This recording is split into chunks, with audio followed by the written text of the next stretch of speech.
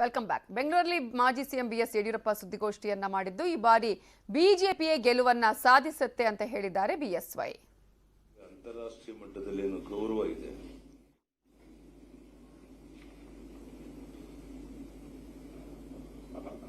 ಇದರ ಲಾಭ ನಿಶ್ಚಿತವಾಗಿ ನಮಗಾಗುತ್ತೆ. ಭಾರತದ ಅಭಿವೃದ್ಧಿ ಶಕೆ ಪ್ರಾರಂಭ ಆಗಿರುವಂತೇನೆ 2014 ನಂತರ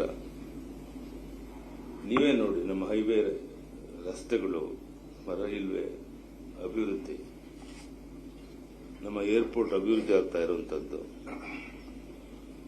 ಆಸ್ಪತ್ರೆಗಳಲ್ಲಿ ಜನರಿಗೆ ಕೊಡ್ತಾ ಇರುವಂತಹ ಸವಲತ್ತುಗಳು, ಹೀಗೆ ಸಾಮಾನ್ಯ ಜನರಿಗೆ ಬೇಕಾದಂತ ಎಲ್ಲ ರೀತಿಯ ಅನುಕೂಲವನ್ನು ಮಾಡೋದ್ರಲ್ಲಿ ಪ್ರಾಮಾಣಿಕ ಪ್ರಯತ್ನ ಮಾಡಿದ್ದೇವೆ. ಇದನ್ನ ಜನರಿಗೆ ಮನವರಿಕೆ ಮಾಡುವಂತ ಕೆಲಸ ಮಾಡಬೇಕು. ನನಗೆ ವಿಶ್ವಾಸ ಇದೆ, ಮೋದಿಯವರು ಕೊಟ್ಟಂತ ಒಂದೊಂದು ಕಾರ್ಯಕ್ರಮ ಜನಸಾಮಾನ್ಯರಿಗೆ ಮುಟ್ಟುವಂತದ್ದು. ಆಯುಷ್ಮಾನ್, ಉಜ್ವಲ, ಶೌಚಾಲಯ, ಜಲಜೀವನ ಮಿಷನ್ ಮೂಲಕ ಕುಡಿಯುವ ನೀರು, ಎಲ್ಲರಿಗೂ ವಿದ್ಯುತ್, ದೇಶದಲ್ಲಿನ ಕ್ರಾಂತಿಕಾರಿ ಬದಲಾವಣೆಗಳು.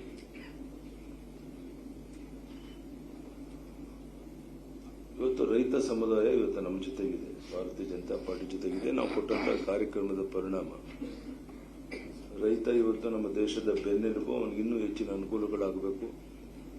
ಆ ದಿಕ್ಕಿನಲ್ಲಿ ಪ್ರಧಾನಿ ನರೇಂದ್ರ ಮೋದಿ ಅವರು ಎಲ್ಲ ಪ್ರಯತ್ನ ಮಾಡ್ತಾ ಇದ್ದಾರೆ. ಬೊಮ್ಮಾಯಿ ಸರ್ಕಾರವನ್ನು ಮಾಡ್ತಾ ಇದೆ.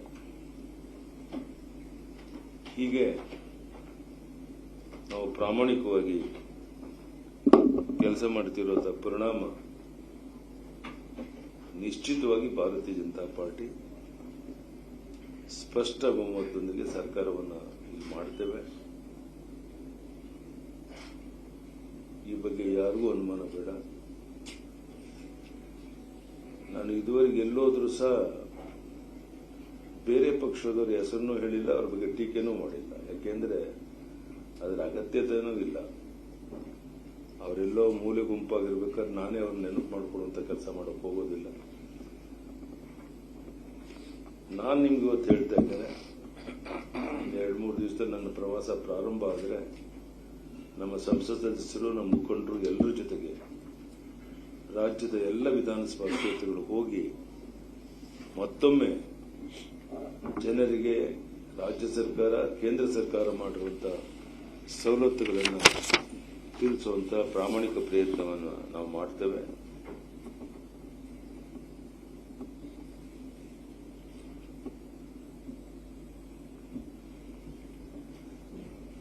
ನಿನ್ನೆ ದಿನ ಹಲವಾರು ದೃಶ್ಯ ಮಾಧ್ಯಮಗಳಲ್ಲಿ ಸರ್ವೆ ರಿಪೋರ್ಟ್ ಗಮನಿಸಿದ್ದೇನೆ. ನಾನು 50 ವರ್ಷದಿಂದ ರಾಜಕಾರಣದಲ್ಲಿದ್ದೇನೆ. ತಳಮಟ್ಟದಿಂದ ಪಕ್ಷವನ್ನು ಬೆಳೆಸಿಕೊಂಡು ನಾವೆಲ್ಲ ಬಂದಿದ್ದೇವೆ. ಜನರ ನಾಡಿ ಮಿಡಿತ ಏನು ಅಂತ ನನಗೆ ಚೆನ್ನಾಗಿ ಗೊತ್ತಿದೆ. BJP will come back with absolute majority under the dynamic leadership of Shri Narendra Modi ji. ಈಗಾಗಲೇ ನಾವು ಸಹ ಸರ್ವೆ ಮಾಡಿಸಿದ್ದೇವೆ. ಮೂರು ಸರ್ವೆಗಳಾಗಿದೆ.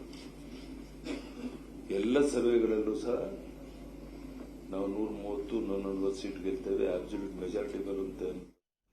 ಮತ್ತಷ್ಟು ಸುದ್ದಿ ನೋಡೋಣ ಬ್ರೇಕ್ ಆದ್ಮೇಲೆ.